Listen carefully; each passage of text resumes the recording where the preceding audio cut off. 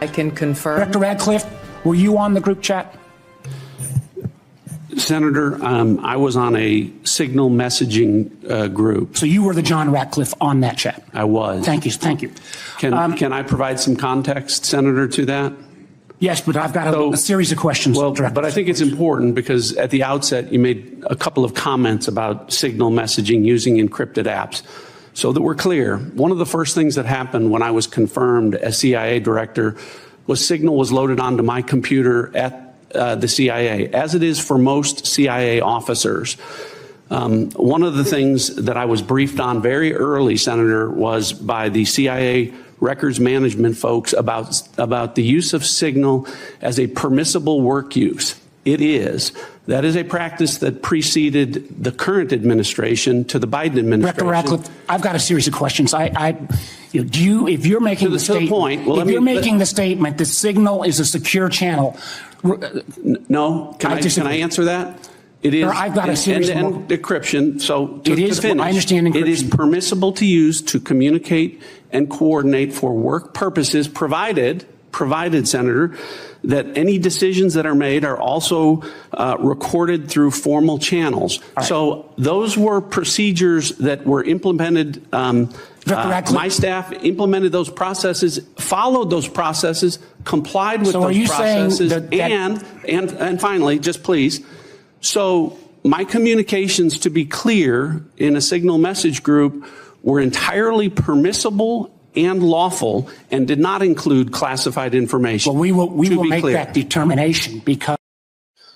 Hello, everybody, and welcome to the Great America Show. It's great to have you with us today. Sparks are flying on Capitol Hill today as Tulsi Gabbard, John Ratcliffe, and Kash Patel sat before that Marxist committee. That was Senator Mark Warner there of Virginia. It looks like they're trying to find something, like make some parallels between this little group chat that has been leaked. Now, for those of you who haven't been following it, there was apparently a group chat of Mr. Ratcliffe, some NSC staffers, Vice President J.D. Vance, and a few other high-ranking officials, Pete Hegseth, and they were speaking about bombing Yemen, the Houthis in Yemen, talking about the plans of it, and so forth. Somehow, we didn't know before this, but we now know how. Somehow, Jeffrey Goldberg of The Atlantic, that Marxist-run newspaper, was added onto that channel. President Trump confirming today that he was added by an NSC staffer, one of John Ratcliffe's folks. So what does that tell us? That tells us that there's still deep staters running around in our intel communities. Now, Ratcliffe and Kash and Tulsi, Hegseth all promised us that these folks were going to be gone on day one. A mistake like that doesn't happen by accident. You don't add in Jeffrey Goldberg of The Atlantic, one of their top reporters there at that Marxist-run newspaper, as I said. You don't add him into a top secret group chat on Signal by accident. So what will happen to the staffer now? Is it espionage? I guess we'll have to wait and see. But clearly an inside job, clearly a setup. So we'll have to wait and see what happens here. But the fact that these Democrats are trying to compare it to Hillary Clinton and the email scandal is abhorrent. She deleted 33,000 emails, bleach bit her phone, and when she was told she was under investigation, ran for the hills, obviously metaphorically. There's no parallels. Nothing was deleted. These folks were out on Capitol Hill just mere days after the incident, 2 or 3 days after the incident. There's no parallels to be found in between the two, and we'll let this process play out. But let's be clear. James Comey and Hillary Clinton set the precedent going forward. You can pretty much do what you want and get away with it, unless there's criminal intent. Doesn't seem like there's any criminal intent on behalf of at least Ratcliffe and Hegseth, maybe the NSC staffer, but not on their part. So just remember, Democrats, you are the ones who set this precedent about what's allowed and what's not allowed. President Trump also having a very busy day, doing some executive orders, signing, in my opinion, one of the most important executive orders in both his first administration and his second one. Take a listen. Next, sir, we have a presidential memorandum for your attention. This memorandum requires the immediate declassification of all FBI files relating to the Crossfire hurricane investigation. This was obviously one of the instances of the weaponization of law enforcement powers of prosecution against you and others. We believe that it's long past time for the American people to have a full and complete understanding of what exactly is in those files. Which gives the media the right to go in and check it. You probably won't bother because you're not going to like what you see. But this was total weaponization. It's a disgrace. Should never happen in this country. But now you'll be able to see for yourselves, all declassified. Is that correct? Yes, sir. All declassified? Yes, sir. Everything? The FBI file with there's a classified annex, but other than that, this we'll put everything in the public eye. Is anybody going to look? Huh? What about you? You going to look?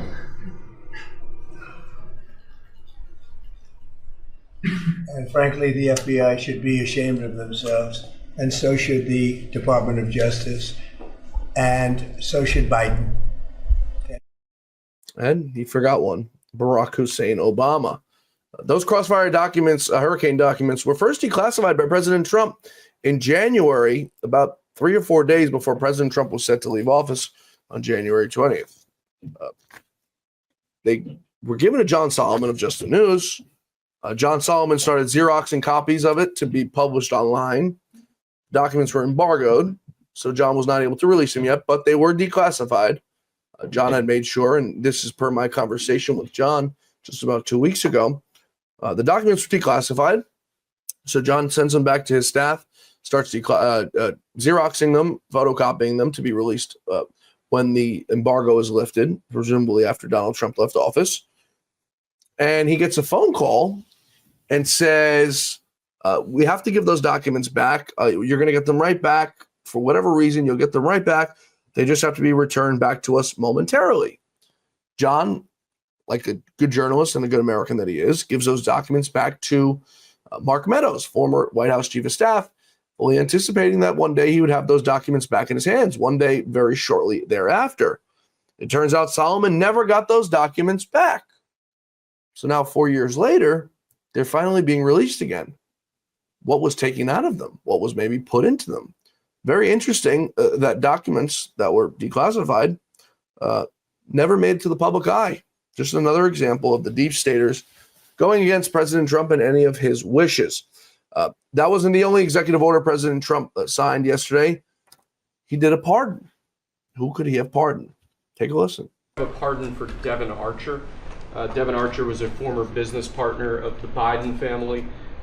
He's was prosecuted relating to a fraud investigation, but notably the tone and tenor of that prosecution changed dramatically after he began to cooperate with congressional investigators and serve as a witness against Hunter Biden and the Biden family. We believe that was an injustice, and therefore we're asking you to pardon him. And many people have asked me to do this. I think he was treated very unfairly. And I looked at the records, studied the records, and he was a victim of a crime, as far as I'm concerned. So we're going to undo that.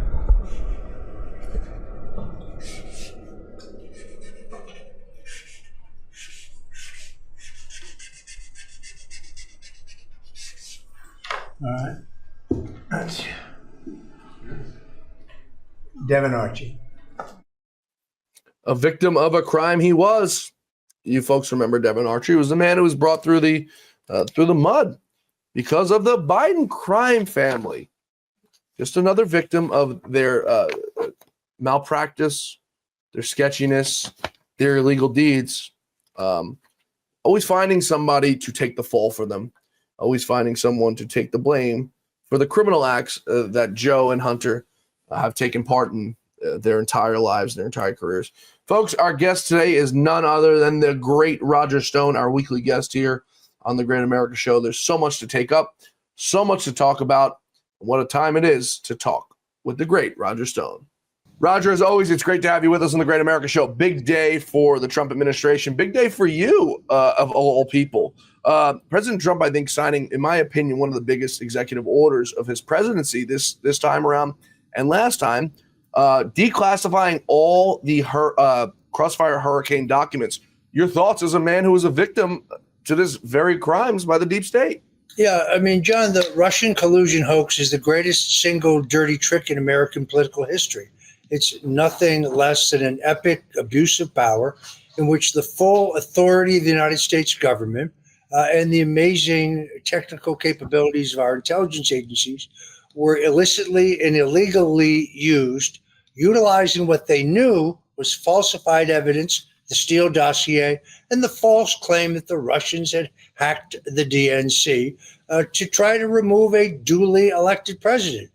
And those who were involved in this, from Barack Obama and Joe Biden and Susan Rice, James Comey, John Brennan, and many others, they have avoided any consequences. They have avoided any punishment for what I think is actually treasonous activity. There's no limitation, no legal statute of limits on the crime of treason. I think people engaged in treason think these documents are going to prove it.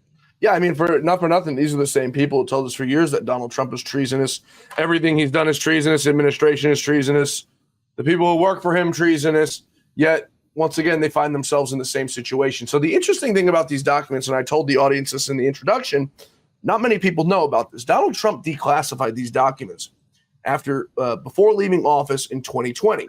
He had met with John Solomon. He was talking with Lou Dobbs at the time. John and Lou were working with the president on how to bring these documents out. President Trump declassifies these documents, gives them to John Solomon. Solomon goes to they're embargoed by Solomon, from the government to Solomon. Solomon starts going through these documents, and they're photocopying them, getting ready to dump them as soon as the embargo is lifted. Now, it was two versions. They're given from Mark Meadows to Solomon. 2 days later, John Solomon gets a call and says, "We need those documents back."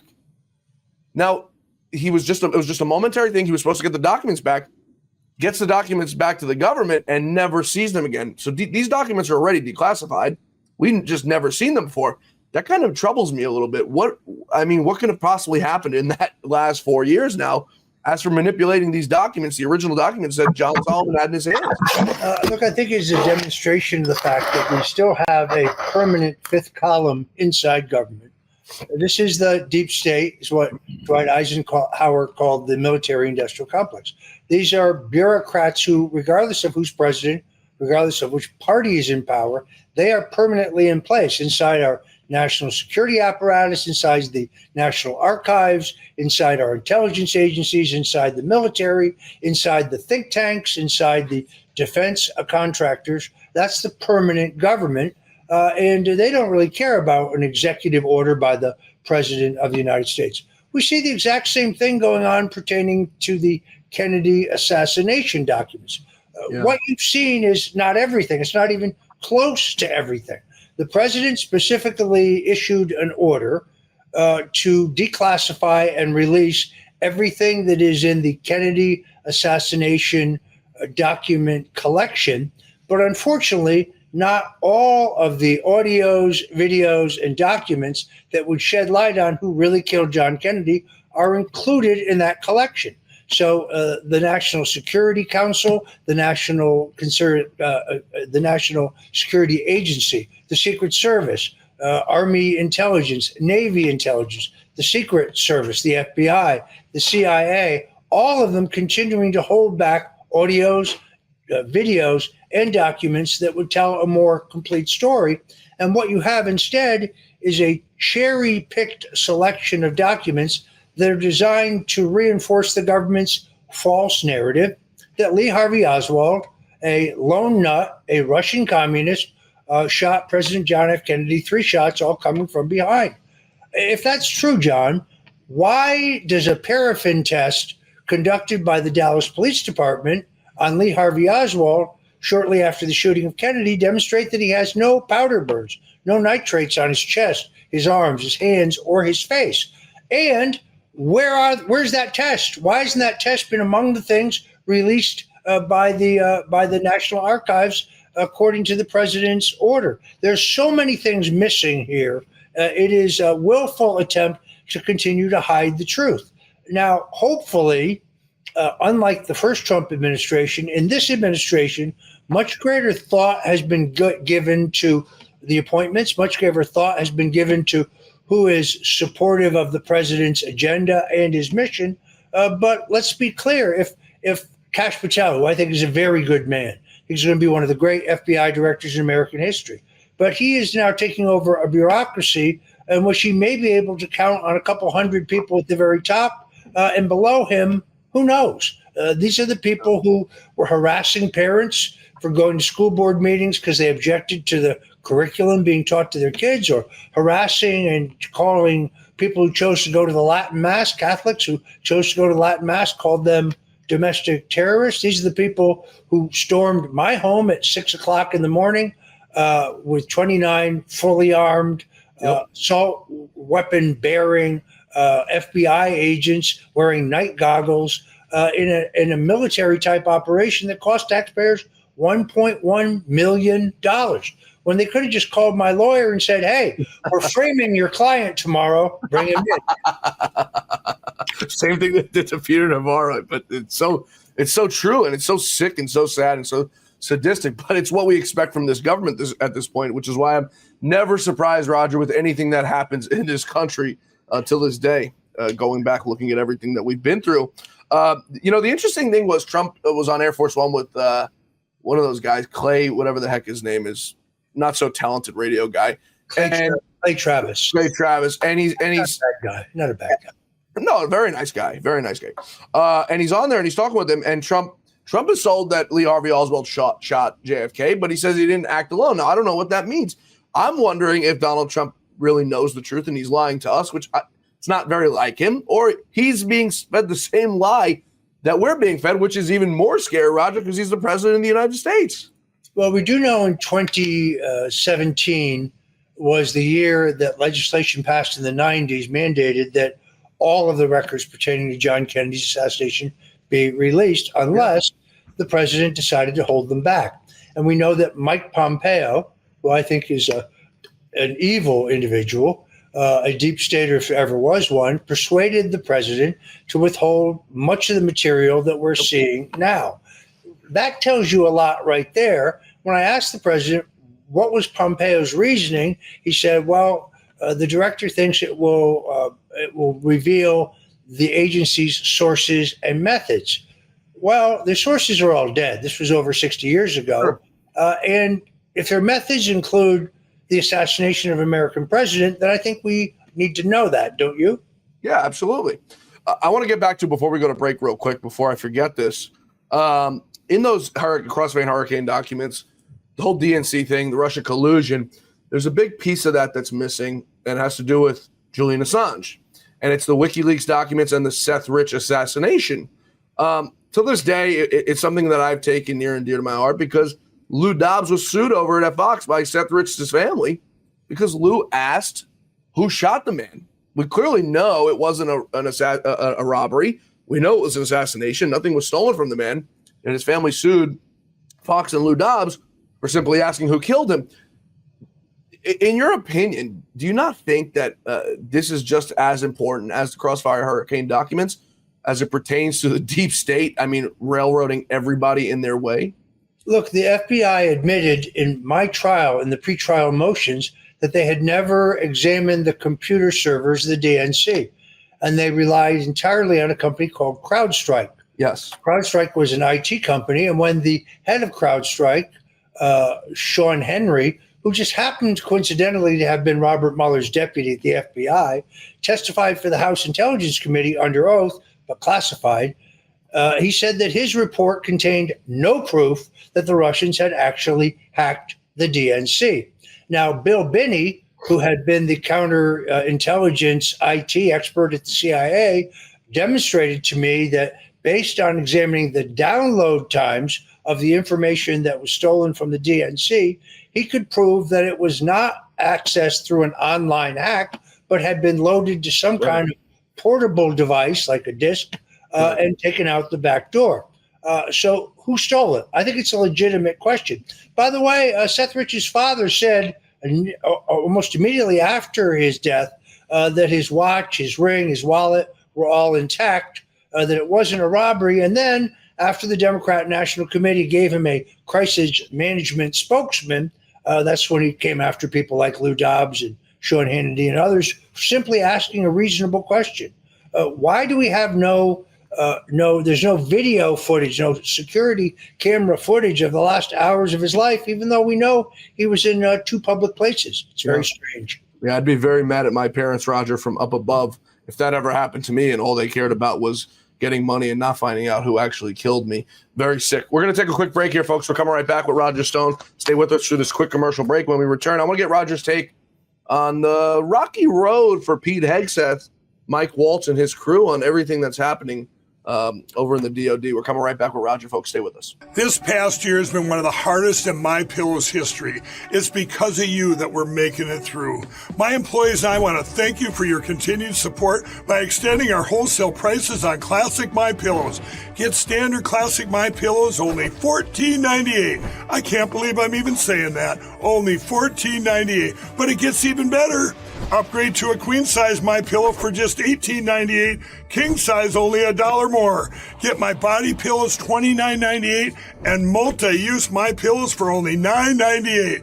So go to mypillow.com or call the number on your screen. Use your promo code to take advantage of these wholesale prices, including my standard size MyPillow, originally $49.98, now only $14.98. Queens $18.98. Kings only $1 more. Not only that, order $75 or more, ship absolutely free. From all of us here at MyPillow, thanks, America! Back with my good friend and host of The Stone Zone. You can catch me each and every night, WABC Radio, 8 p.m. Eastern Time, WABCRadio.com. The great Roger Stone, a man who can talk about just about anything. Very versatile. Roger, I want to turn to the news of late that the Democrats are going absolutely crazy about, and it's the use of this Signal app, talking about Yemen, the plans to blow things up. Everyone's going crazy like it's the Hillary Clinton 2.0. Why are we not calling for the resignation of these people? But take a listen to John Ratcliffe this afternoon and the use of this app that they were using to communicate. So that we're clear, one of the first things that happened when I was confirmed as CIA director was Signal was loaded onto my computer at the CIA, as it is for most CIA officers. One of the things that I was briefed on very early, Senator, was by the CIA records management folks about the use of Signal as a permissible work use. It is. That is a practice that preceded the current administration to the Biden administration. So, Roger, Hillary Clinton deletes 33,000 emails, bleach spits her phone. James Comey comes out, says she committed criminal acts. No, I'm not justifying. I think it was extremely stupid that they're talking about this on a group chat. I'm not saying it's not stupid. It's definitely not criminal, though. James Comey told us you need malicious intent. I think that was the words he used. So what's your thoughts on this whole issue going on between Hegseth and Waltz and now Ratcliffe? What was particularly entertaining was watching Senator Mark Warner flip out about this.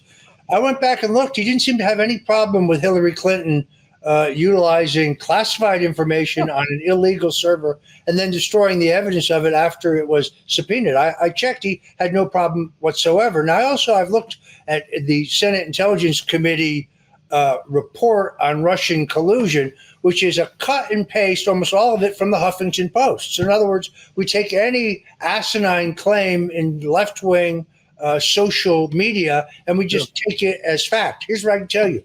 Every single reference to me in the Senate Intelligence Committee on Russiagate is categorically false. It's just wrong. We just take anything that's on the internet and decide that it's fact. Mark Warner is a pain in the ass, and he's politically posturing, but he ought to at least be consistent in his fake outrage.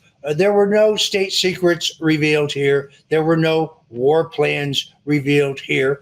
Yes, there's going to be, in any administration, discussions, internal debate. But at the end of the day, the president made a decision to attack the Houthis, who had been taking pot shots and attacking America in the last administration, which we did nothing about. The president had it with these attacks on American interests, and he hit back. And he made it very clear that we're going to stand up for free travel on the high seas. I think the president did the right thing.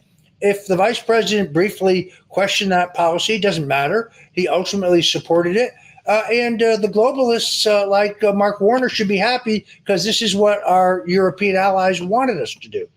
Yeah, you're absolutely right. You know, the Democrats, we told them, Roger, for the last 8 years, you guys are setting a dangerous precedent on every single thing you do. You guys want to impeach this guy over nothing. It's a dangerous precedent. You want to arrest him, fingerprint him, mugshot him. You're setting a dangerous precedent. You want to bring charges against him in every single state of one of the 50 states. You're setting a dangerous precedent. When Hillary Clinton got exonerated, it set a dangerous precedent. So we're not creating new rules, Roger. And like I said, there's no comparison to what Hillary Clinton did to what these guys did. Okay. But they've set these precedents, Roger, time and time again. And the second we come any sort of close to them or mimic anything they've done in the past, it's all of a sudden a double standard. And it's like they never did anything in the first place. No, it's Alinskyism is what it is. Yeah. That is when you attack your opponent for doing exactly what you yourself are doing. I've noticed that Bernie Sanders, he used to attack billionaires and millionaires, but now he only attacks billionaires. That's because Comrade Bernie and his wife became millionaires by skimming millions of dollars in media commissions from his 2 presidential campaigns. Now, that's not illegal, but I also question whether it's ethical. Did he tell his donors that he was taking a healthy cut, 15% commission for the placement of all the advertising in his 2 campaigns for president? And then, I used to respect Bernie. I figured, okay, the guy's a nut job. He's a genuine socialist. He had his honeymoon in Moscow. Tells you a lot. But at least he believes in this stuff. Now it's clear after supporting Hillary Clinton and bending over for Joe Biden that Bernie doesn't stand for anything. He didn't believe anything other than lining his own pockets. Socialism for thee, but not for Comrade Bernie. Going back to also real quickly on the group chat thing, President Trump reportedly said today that it was an NSC staffer who actually added in what's his name, Jeffrey Goldberg from The Atlantic. I mean, this is bad news, Roger, because it means that the same deep staters who we promised we were going to get rid of, who Gabbard said and Waltz said and Hegseth said and Cash said were going to be gone on day one. It means they're still there. And a good friend of mine, Russ Tice, former NSA senior intel analyst, told me this was going to happen. He said what's going to happen is these folks are going to come in. They're all inexperienced in a way, meaning they've never held a job like this before. Not that they're inexperienced in the job role. And they're going to pull the wool over their eyes. This seems like the same crap that we saw happen in 2016, in 2020. I mean, what's next? An impeachment of Donald Trump at this point? Yeah, I mean, it's not incidental that the 2 Vindman brothers, the guys who falsified the Ukrainian-Russian collusion hoax, they were both working for the Trump administration in the national security apparatus. I was indicted by the Trump Justice Department, even though I did nothing wrong. Yeah. There was no underlying crime to lie about. No Russian collusion, no WikiLeaks collaboration. So I think that the deep state is much deeper. The swamp is much, much deeper and much more infiltrated into the government. And it really does require a complete and total house cleaning top to bottom. The people there who are non-political bureaucrats aren't non-political at all. And when you cross-reference some of them with their political giving at the Federal Election Commission, you find out that most of them supported Biden, Obama, and Hillary. Yeah, it's the same thing in television. I worked at Fox News for 5 years. Most of my colleagues were all Democrats and used to wince and moan and groan when our little Lou Dobbs area would talk politics, specifically Brett Baer's team of people who are all Democrats. I want to take one more quick break here. We're talking about Roger Stone. When we come back, I want to talk about some lowlives in the Democratic Party and what they've been up to, namely Jasmine Crockett. We're coming right back with Roger Stone. Stay with us. Just like all of you, I had problems sleeping. I had tried every pillow out there and nothing worked. I'd flip-flop all night, use my arm for support, and fall asleep, or I'd wake up with a sore neck or maybe a headache. Well, quality sleep comes from keeping your neck straight at night. You have to fill in that space between your head and your bed. That's why I invented My Pillow. My Pillow's patented fill adjusts to your exact individual needs, and it doesn't matter if you sleep on your back, stomach, side, or any combination of all three. When I got My Pillow, I'm asleep almost immediately. I stay asleep at night and I wake up more well-rested in the morning. So go to mypillow.com or call the number on your screen. Use your promo code to get Classic King My Pillows for only $19.98. Queen size just $18.98. Standard Classic My Pillows only $14.98. That's right, only $14.98. Plus all orders $75 or more ship absolutely free. Folks, we're back with the great Roger Stone. Roger, thanks for staying with us. And folks, thanks for staying with us through our commercial break. You can catch Roger each and every night, WABC Radio, 8 p.m. Eastern, WABC.com. If you're in the New York tri-state area, you can fine-tune it to your radio dial. Roger, Jasmine Crockett, take a listen to what she had to say to Texas Governor Greg Abbott. Because we in these hot-ass Texas streets, honey, y'all know we got Governor Hot Wheels down there. Come on now. And the only thing hot about him is that he is a hot ass mess, honey. So yes. What a sick woman. By the way, that wasn't her line, the Hot Wheels.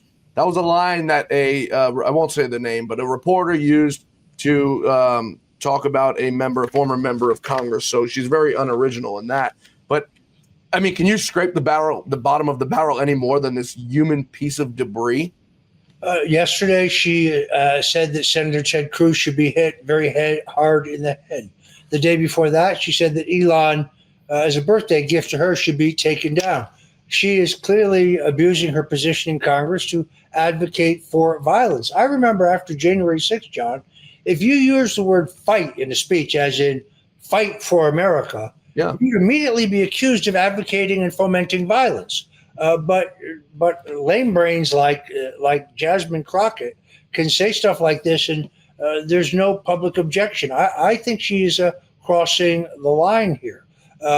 She's a hater, but they have nothing to run on. That's their problem. They have no solution for America. They have no solution to end the war. They have no solution to solve the affordable housing crisis in America. They have no solution to get waste, fraud, and corruption under control. Yep. We are identifying not millions, not billions, but with Elon Musk's Doge, trillions of dollars just flying out the door with no accountability. These people have no plan for America. They just hate Donald Trump. That's all you can tell. You often say if she had any, or if this person had any lower of an IQ, you'd water them as a plant, and it's absolutely true.